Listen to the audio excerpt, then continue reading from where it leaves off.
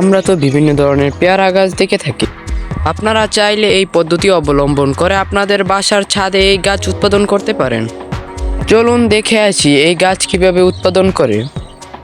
এই গাছ উৎপাদন করতে হলে আমাদের প্রথমে ছোট একটি গাছ নিতে হবে এবং ধারালো একটি ছুরি নিতে হবে এবং গাছটির মাঝ বরাবর কেটে নিতে হবে। গাছটিকে ভালোভাবে কেটে নিয়ে অন্যদিকে একটি গাজরকে মাঝ বরাবর কেটে নিতে হবে।